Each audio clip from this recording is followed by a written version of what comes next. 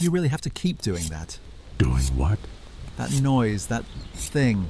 You've been sharpening that knife for 20 minutes. We're just camping, Victor. We aren't going to war. It's unnerving.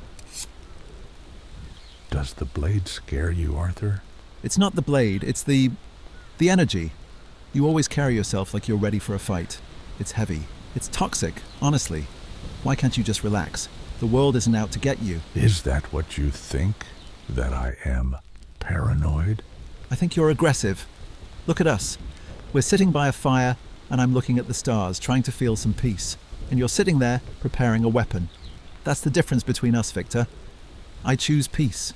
You choose whatever this is. Violence. You choose peace?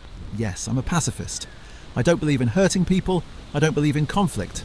I think if everyone just put down their weapons and communicated, the world would be fixed. I pride myself on that. I'm a good person because I don't cause harm. Arthur, I want you to listen to me very carefully, because you are confusing two very different things. What am I confusing? You are confusing virtue with impotence. Excuse me? You said you are a good person because you don't cause harm. I am telling you that you are wrong. You don't cause harm because you can't cause harm. You aren't peaceful. You're just harmless. That is the same thing. Not hurting people is what makes you good. No, it is not. Think of a rabbit. A rabbit sits in the grass. It doesn't hunt. It doesn't kill. It doesn't fight. If a wolf comes, the rabbit runs. Now tell me, Arthur, is the rabbit virtuous? Is the rabbit a good person because it doesn't kill the wolf? Well, no, it's an animal, but... It's not virtuous because it has no choice.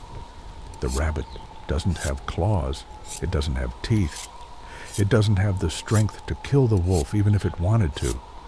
Its peace is not a moral decision. Its peace is a biological necessity. It is prey. You are the rabbit, Arthur. You are polite. You are soft. You avoid conflict. But you don't do those things because you are moral. You do them because you are weak. I'm not weak. I have self-control. I treat people with respect. Do you? Or are you just terrified of what happens if you don't? Let's play a game. A simulation. Right here, right now. I don't want to play your games. Humor me. Look into the dark. Imagine a man steps out of those trees. A bad man. A man who wants what you have. Imagine your wife is sitting right there next to you. And this man, he isn't interested in talking. He isn't interested in your communication. He grabs her. I would stop him. How? I'd intervene. I'd pull him off. He is twice your size. He has lived a life of violence. He knows how to break bones. You spend your days typing on a keyboard and being nice. He hits you once and your jaw shatters. You fall to the ground. You're dizzy. You're bleeding. And now you have to watch what he does to her. Tell me, Arthur, in that moment, while you are lying in the dirt, useless, do you feel virtuous? Does your niceness protect her? That's an extreme scenario. That doesn't happen in real life. It happens every single day. The only reason it hasn't happened to you is luck.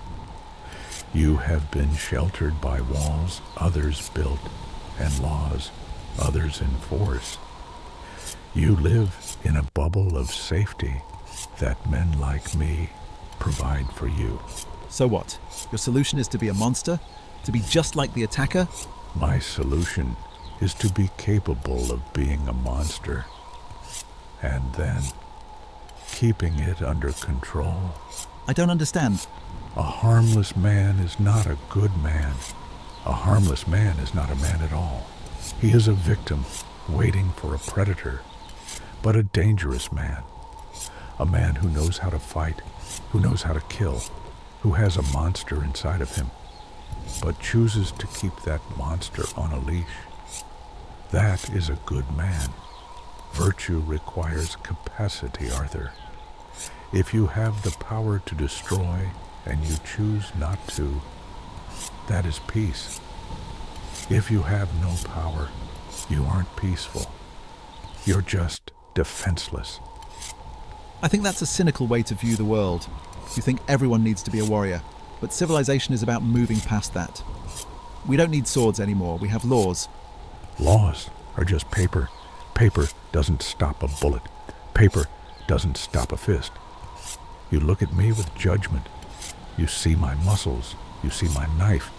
You see my stoicism, and you think toxic. You think I am the problem with the world. But let me ask you this. If that man steps out of the trees right now, who do you want standing next to you?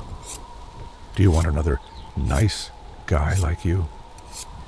So you can both hold hands and beg for mercy, or do you want me? Answer the question.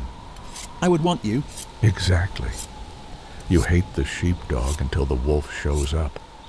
Then suddenly, you don't care about my aggression.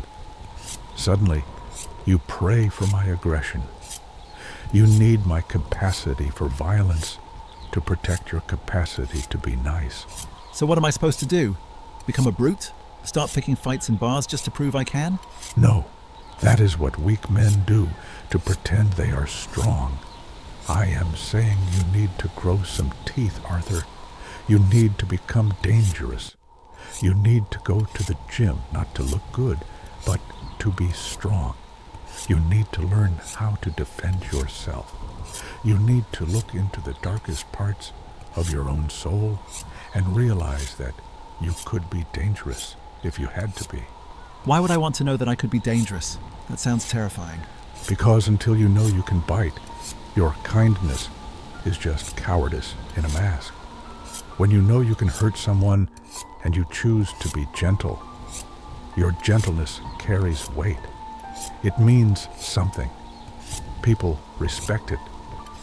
Right now, you are polite because you are afraid of offending people. That is fear, not respect. I am polite because I know I can end the conversation whenever I want. That is courtesy. Do you see the difference? The sword in the sheath. Yes, the sword in the sheath. A sword that is never drawn is not a decoration.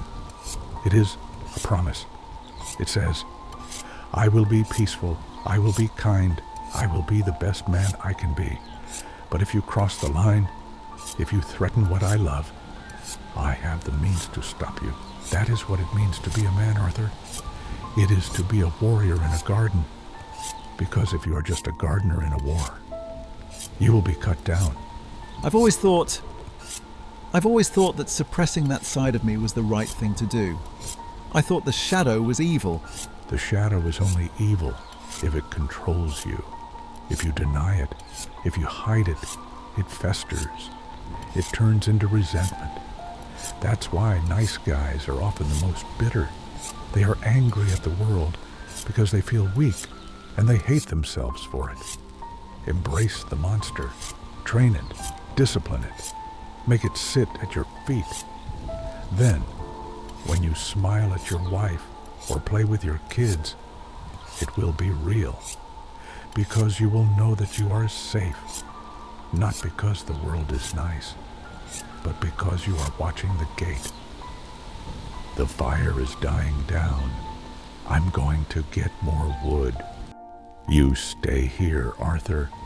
Look at the fire and ask yourself, if the light went out right now, who would you be in the dark? A warrior in a garden. Or a gardener in a war.